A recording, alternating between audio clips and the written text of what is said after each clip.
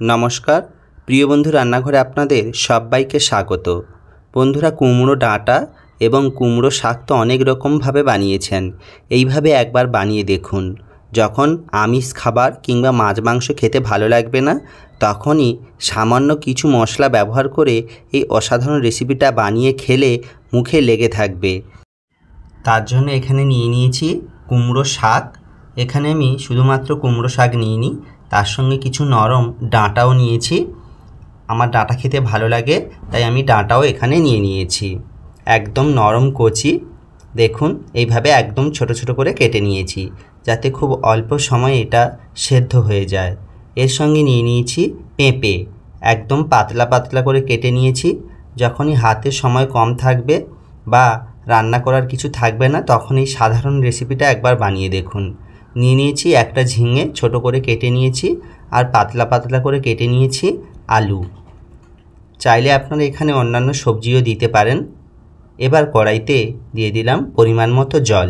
এখানে আমি যে পরিমাণ জলটা ব্যবহার করব পুরো রেসিপিতে আর কিন্তু আমি জল ব্যবহার করব না, সব জলটাই একেবারে প্রথমে দিয়ে দিলাম। এবার দিয়ে দিলাম সামান্য পরিমাণ লবণ, তবে জলের পরিমাণটা আপনারা আপনাদের সবজির সেদ্ধ হওয়া অনুযায়ী ব্যবহার করবেন। এবার ধুয়ে রাখা পরিষ্কার করে রাখা কুমড়ো শাকগুলো জলের মধ্যে আমি দিয়ে দিলাম। আপনারা চাইলে এগুলো প্রেসার কুকারেও সিদ্ধ করে নিতে পারেন, তবে আজকের রেসিপিটা একটু অন্য রকমভাবে বানাচ্ছি। এরকমভাবে একবার বানিয়ে দেখবেন, খুবই সহজ আর খুবই টেস্টি হয়। তারপরে দিয়ে দিলাম কেটে রাখা পেঁপে এবং আলু। এবার একটু ভালো করে লবণ জলের সঙ্গে মিশিয়ে দিলাম। এরপরে এর ওপরে আমি দিয়ে দেব হলুদের গুঁড়ো। যতটা পরিমাণ কালারের জন্য প্রয়োজন ঠিক ততটাই আমি এখানে হলুদের গুঁড়ো দিয়ে দিলাম। আমি এখানে হাফ চামচ মতো হলুদের গুঁড়ো দিয়েছি। দিয়ে আবারও একবার খুব ভালো করে মিশিয়ে নেব সমস্ত সবজিগুলোর সঙ্গে। দিয়ে এটাকে হাই ফ্লেমে রেখে খুব ভালো করে ফুটতে দেব। 3 থেকে 4 মিনিট খুব ভালো করে ফুটিয়ে নিলেই কিন্তু এটা বেশিরভাগটাই সেদ্ধ হয়ে যাবে। যদি কুমড়ো ডাঁটার বয়সটা একটু বেশি হয় তবে সেদ্ধ হতে কিন্তু একটু সময় লাগবে। দেখুন আমার কিন্তু এটা ফুটে উঠেছে আর অনেকাংশেই কিন্তু এগুলো সেদ্ধ হয়ে গেছে। আরও এটাকে বেশ কিছুক্ষণ আমি ফুটিয়ে নিচ্ছি। আগের থেকে সমস্ত সবজিগুলো একেবারেই সেদ্ধ হয়ে গেছে আর জলটা অনেকটা পরিমাণ কমে গিয়েছে। এবার এর মধ্যে আমি দিয়ে দেব কাঁচা লঙ্কা। ঝালের জন্য অবশ্যই এখানে কাঁচা লঙ্কাটা ব্যবহার করতে পারেন। এবার দিয়ে দেবো কেটে রাখা ঝিঙেগুলো। ঝিঙেগুলো আমি একটু পরেই দিলাম, প্রথম থেকে দিলে একেবারেই এটা ঘেঁটে যেত। এবার দিয়ে দিলাম মৌরি, জিরে, ধনে এবং আদা একসঙ্গে বেটে নিয়েছিলাম, সেটা 2 চামচ দিলাম। এটাই হচ্ছে আজকের মশলা, যা আমাদের স্বাস্থ্যের পক্ষেও খুব উপকারী এবং স্বাস্থ্যকর। এই মশলা দিয়েই কিন্তু আমি এটা বানাচ্ছি। এবার ভালো করে মিশিয়ে নিয়েছি, 1 থেকে 2 মিনিট ভালো করে ফুটিয়ে নিয়েছি। এবার ওপর থেকে দিয়ে দেবো আগে থেকে ভিজিয়ে রাখা মুসুর ডাল। এখানে আমি 100 গ্রাম মতো মুসুরির ডাল নিয়েছি, নিয়ে ভালো করে ভিজিয়ে নিয়েছি। ভিজিয়ে দিলে কিন্তু এটা খুব তাড়াতাড়ি সেদ্ধ হয়ে যাবে। এবার মুসুর ডালটা এর সঙ্গে ভালো করে একবার মিশিয়ে দিচ্ছি। মুসুর ডাল সেদ্ধ হতে সময় কম লাগে, আপনারা চাইলে এখানে যে কোনো ধরনের ডাল ব্যবহার করতে পারেন।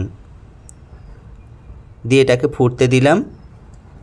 আমার কিন্তু এখানে দেখুন মুসুর ডালটাই অনেক অংশে সেদ্ধ হয়ে গেছে, রান্নার বেশিরভাগ অংশটাই কিন্তু কমপ্লিট। আর জলটা অনেকটা কমিয়ে এনেছি।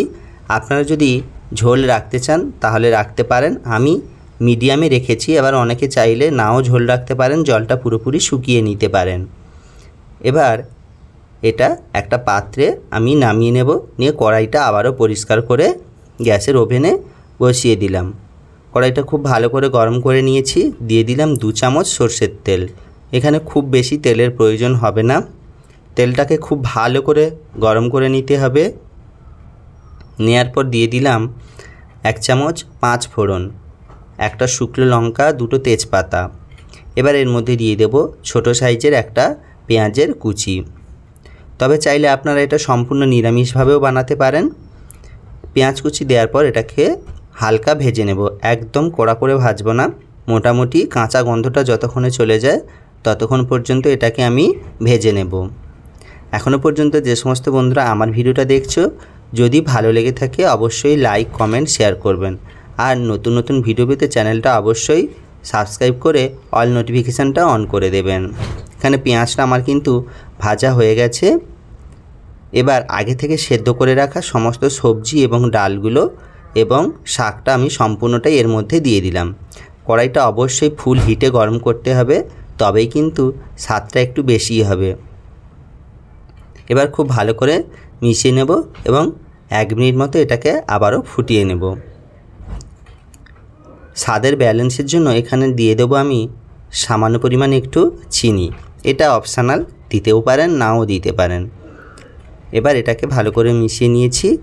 একদম প্রস্তুত আজকের আমার লাউ শাকের ভিন্ন ধরনের রেসিপি। অবশ্যই আপনারা একবার বাড়িতে ট্রাই করে দেখবেন, খেতে খুবই টেস্টি হয়।